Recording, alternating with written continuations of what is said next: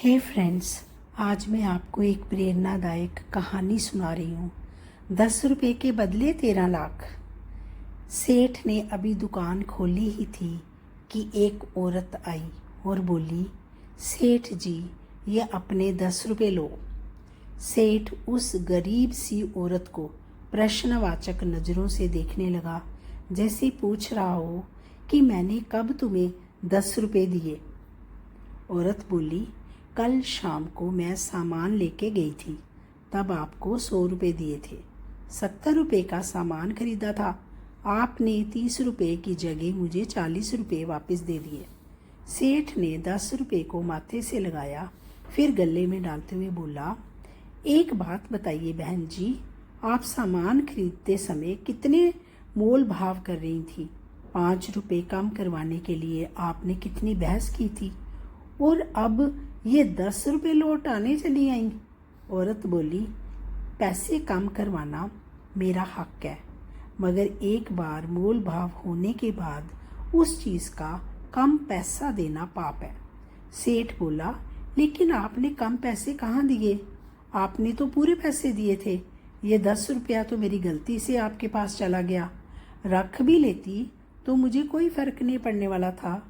औरत बोली, आपको कोई फ़र्क नहीं पड़ता, मगर मेरे मन पर हमेशा से ये बोझ रहता कि मैंने जानते हुए भी आपके पैसे खाए।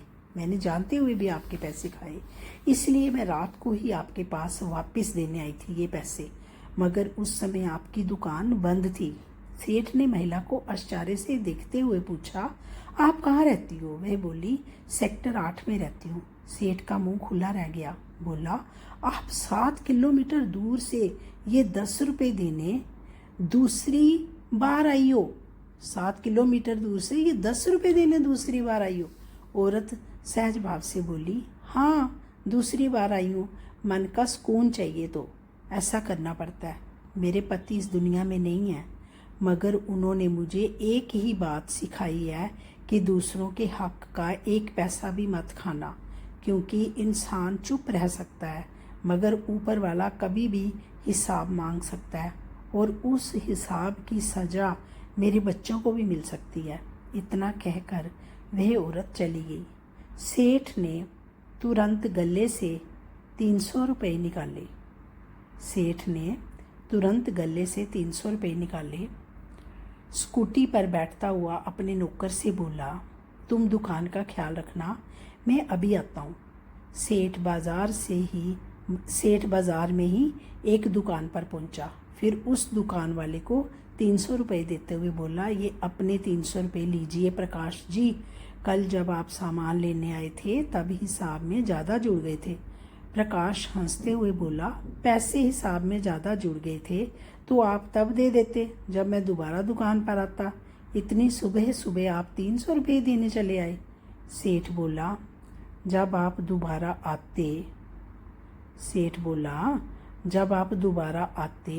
तब तक मैं मर जाता, तब आपके मुझ में 300 रुपये निकलते हैं, ये आपको तो पता ही नहीं था ना, इसलिए देना ज़रूरी था। पता नहीं ऊपर वाला कब हिसाब मांगने लग जाए और उस हिसाब की सज़ा मेरे बच्चों को भी मिल सकती है। सेठ तो चला गया, मगर प्रकाश के दिल में खलबली मच गई,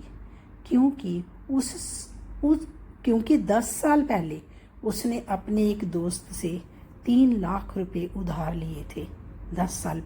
अब सेठ के जाने के बाद प्रकाश के मन में खलबली इस बात की मची हुई थी, क्योंकि 10 साल पहले उसने अपने एक दोस्त से 3 लाख रुपए उधार लिए थे, मगर पैसे देने के दूसरे ही दिन दोस्त मर गया था। दोस्त के घर वालों को पैसे के बारे में पता नहीं था, इसलिए किसी ने उससे वापस पैसे नहीं मांगे थे।